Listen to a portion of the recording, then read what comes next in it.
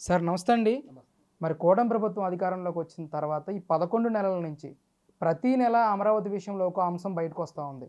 Greenfield city అని solar హబ్‌గా దీన్ని తయారు చేస్తున్నట్టు కానీ, అత్యాధునిక వసతులతో ప్రపంచంలోనే అతిపెద్ద క్రికెట్ స్టేడియం నిర్మిస్తున్నారని, పెద్ద పెద్ద యూనివర్సిటీలు వస్తున్నాయని చెప్పేసి ఎన్నో వినిపిస్తా ఉన్నాయి. ఇది ఎంతవరకు నిజమండి? ఈ ప్రాంతానికి సంబంధించిన వాసిగా దీని మీద ఏ విధంగా రియాక్ట్ అవుతారు? ఇవన్నీ కొత్తగా రావటం కాదండి. జగన్మోహన్ రెడ్డి పరిపాలన దుర్మార్గంగా జరగటం వల్ల ఒక 5 సంవత్సరాల పాటు అమరావతి గురించి జనం మర్చిపోయారు. మాన్యశ్రీ చంద్రబాబు నాయుడు గారు రాజధాని లేనటువంటి రాష్ట్రంలో రైతులకు సంబంధించినటువంటి పొలాల్ని పూలింగ్ విధానంలో తీసుకొని ఒక్క రూపాయి ఖర్చు లేకుండా ఈ ప్రాంతంలో గ్రీన్‌ఫీల్డ్ రాజధాని నిర్మించాలి. అది జీవనది కృష్ణా పక్కన తాగునీటికి ఇబ్బంది లేకుండా ఉండే చాలా రకాలుగా ఆంధ్ర రాష్ట్రంలో సెంట్రల్ పాయింట్గా ఉండేటట్టు అనేక విధాలుగా ఆలోచించి ఈ ప్రాంతాన్ని ఎన్నుకోవటం జరిగింది. అప్పుడు సింగపూర్ కన్సార్టియం ద్వారా రాజధాని యొక్క మ్యాప్ తయారు చేసినప్పుడు అమరావతిలో 9 నవనగరాలను నిర్మించేటటువంటి ప్రణాళిక అప్పుడే రూపొందించబడింది. అందులో ఎలక్ట్రానిక్ సిటీ అని, న్యాయ సిటీ అని చెప్పేసి, విద్యకు సంబంధించిందని, స్పోర్ట్స్ సిటీ అని చెప్పేసి ఇలా 9 రకాలుగా కేటాయించారు.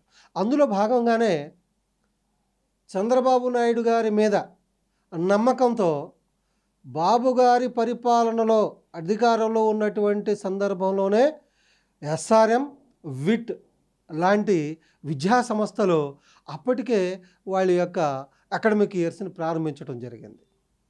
తరువాతి కాలంలో అమృత, బిట్స్ పిలాని, అదేవిధంగా వేద పాఠశాలకు సంబంధించినవి అనేక రకమైనటువంటి ప్రపంచ స్థాయి హై స్కూల్స్ దగ్గర నుంచి ఏదైతే ఎడ్యుకేషనల్ జోన్ ఉందో అక్కడ వాళ్ళకు కేటాయించినటువంటి స్థలాల్లో తిరిగి ఇప్పుడు ప్రణాళికాబద్ధంగా వాటి యొక్క స్థలాలని ఆక్రమించి తిరిగి ప్రణాళికాబద్ధంగా పనిచేస్తూ ఉన్నాయి. అదేవిధంగా స్పోర్ట్స్ సిటీలో ఇప్పుడు టోటల్గా 60-40 ఏదైతే బీసీసీఐ 60% పెట్టుబడితో రాష్ట్ర ప్రభుత్వం ఏదైతే కేంద్ర ప్రభుత్వం యొక్క నిధులతో పనిచేస్తూ ఉందో వాటితో 40%తో ఇక్కడ ఒక పెద్ద క్రికెట్ స్టేడియంని నిర్మించబోతూ ఉన్నారు. ఎందుకంటే ఈ ప్రాంతం త్వరితగతిన మార్కెటింగ్ అవ్వాలా, ఈ ప్రాంత వాసుల్లో కావాల్సినటువంటి ఏదైతే డైలీ రొటీన్ కానివ్వండి, ఈ ప్రాంత వాసులకు ఉద్యోగాలు అనేకమైనటువంటి ఇవన్నీ కూడా వసతులు రావాలా, ఈ ప్రాంతం తొందరగా అభివృద్ధి చెందాలంటే ఏదైతే ముందు ప్రైమరీ స్టెప్స్ తీసుకోవాలో అవన్నీ కూడా తీసుకుంటూ ఉన్నారు. అందులో భాగంగానే ఈ ప్రాంతంలో పెద్ద క్రికెట్ స్టేడియం నిర్మించబోతున్నారు. దీనికి మనసారా స్వాగతిస్తూ ఉన్నాం. అంటే ముఖ్యంగా మే 2వ తారీఖున మోడీ గారు రావడం పట్ల మీ అభిప్రాయం ఏంటండి? అసలు దీనివల్ల ఈయన రావటం వల్ల ఈ అమరావతి రాజధాని ప్రాంతానికి కానీ రాష్ట్రానికి కానీ ఎలాంటి న్యాయం జరిగే అవకాశం ఉంటుందంటారు? అంటే కూటమి ప్రభుత్వం యొక్క హెడ్ రాష్ట్రంలో చంద్రబాబు నాయుడు గారు అయితే ఈ దేశంలో మోడీ గారే కదా. ఆంధ్ర రాష్ట్రానికి ఇతోధికంగా ఆర్థిక సహాయాన్ని చేస్తూ అమరావతి జీవనాడిగా ఉన్నటువంటి పోలవరాన్ని, కొన్ని 60-70 సంవత్సరాల నుంచి మూలబడిన పోలవరాన్ని, అదే జగన్మోహన్ రెడ్డి పాడు చేసినటువంటి పోలవరాన్ని, నాశనం చేసినటువంటి అమరావతిని తిరిగి పట్టాల మీద ఎక్కించాలంటే ఇతోధికం సహాయం చేస్తూ ఉన్నారు కదా. కూటమి ప్రభుత్వం యొక్క బాధ్యత కాదా ఇది? ఆ బాధ్యతను నెరవేర్చడానికే అధిక భాగంలో ఆంధ్ర రాష్ట్ర రాజధాని నిర్మాణం కోసం డబ్బులు కేటాయిస్తున్నటువంటి మోడీ గారు రావటం ఎంతో న్యాయమైనటువంటి చర్య. ఆయన రావటం నిజంగా ఈ ప్రాంతవాసులుగా, ఈ రాష్ట్ర ప్రభుత్వం యొక్క తెలుగు వారిగా గర్విస్తూ ఉన్నామని చెప్పేసి తెలియజేస్తూ ఉన్నాం.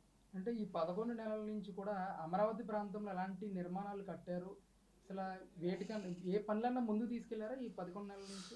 ఏమండి, వైసీపీ యొక్క వాదన ప్రకారం ఈ ప్రాంతం గ్రాఫిక్, ఈ ప్రాంతం శ్మశానం, ఈ ప్రాంతం ఎవ్వరు కూడా ఒక కులానికో ఒక మతానికో లేకపోతే వరద ముంపు ప్రాంతానికో అసలు రాజధాని కడతానికి అనువైన ప్రాంతం కాదనేటటువంటి వాదనలో ఈ వైసీపీ ప్రభుత్వం చేసింది. ఇవన్నీ కూడా కాలగర్భంలో కలిసిపోయే నిజం అనేది గెలిచింది. రైతులు వాళ్ళ యొక్క పంట పొలాలను ఇచ్చిన తర్వాత ఈ ప్రాంతం గ్రీన్ఫీల్డ్ సిటీగా రావటం, పూలింగ్ విధానంలో అమరావతి అనేది రావటం జరిగింది. ఇప్పుడు ఇప్పుడు ఏదైతే మీరు అడిగినటువంటి క్వశ్చన్ ఉందో ఏం అడిగారు మీరు? అంటే వీళ్ళు అధికారంలోకి వచ్చిన ఏం అభివృద్ధి చేశారు ఏంటని అడుగుతున్నారు కదా. మీరు డ్రోన్ పెట్టి చూసుకోండి, లేదా ఇక్కడ ఉన్నటువంటి బిల్డింగ్ పైకి ఎక్కి దూకుతూ రమ్మని మా ప్రాంత దళితులు ఎప్పుడో పిలిచారు, రాకపోతేవా.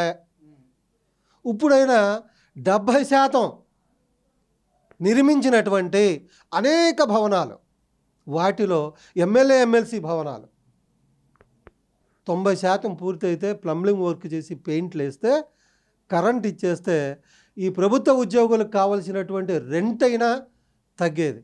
కానీ దాన్ని నువ్వు చెయ్యక నీ అనుయుల దగ్గర, నీకు నచ్చిన వాళ్ళ దగ్గర ఈ ప్రభుత్వ రంగ ఉద్యోగస్తులకు ప్రజాధనాన్ని అద్దె రూపంలో దుర్వినియోగం చేశావు. రేపైనా ఏ పని పెట్టుకోకుండా ప్రధానమంత్రి గారు అమరావతిని సందర్శించినప్పుడు ఎటు ఒక ప్రోమో అనేది అక్కడ వేస్తారు, ఈ ప్రాంతం ఎలా ఉంది ఏంటనేది. ఈ 10 సంవత్సరం నువ్వు ఖచ్చితంగా చూడాలి. జగన్మోహన్ రెడ్డి పార్టీకి సంబంధించిన వాళ్ళు కళ్ళు మీ యొక్క జగన్ గారు చెప్పినటువంటి మాటలను విని మోసపోయామని చెప్పేసి ఎవరైతే భావిస్తూ ఉన్నారో వాస్తవ పరిస్థితులు తెలుసుకున్న వాళ్ళు చూడండి. అదేవిధంగా ఈ ప్రాంతంలో 34 నుంచి 36 కోట్ల రూపాయలు ఈ ప్రాంతంలో జంగిల్ క్లియరెన్స్ కోసం ప్రజాధనాన్ని వృధా చేయటానికి నువ్వు కారణం కాదా జగన్మోహన్ రెడ్డి? మరి ఈ ప్రాంతంలో ఉన్నటువంటి అనేకమైనటువంటి వర్క్ సైట్స్ ఏవైతే ఉన్నాయో తిరిగి ఆయా కాంట్రాక్టర్స్ అందరూ కూడా ఆక్యుపై చేశారు. అక్కడ వాళ్ళ కార్మికుల కోసం షెడ్స్, వాటరు, విద్యుత్ అన్నీ కూడా తయారు చేసుకొని సిద్ధపరిచి ఉన్నారు. మే 2వ తారీఖు తర్వాత 24/7 నువ్వు గూగుల్ మ్యాప్లో చూసుకో. అమరావతి అభివృద్ధి ఏ విధంగా పరుగులు తీస్తుందో, నువ్వు ఏ పనిని అడ్డుకున్నావో తెలుస్తుందని చెప్పేసి తెలియజేస్తా ఉన్నావు.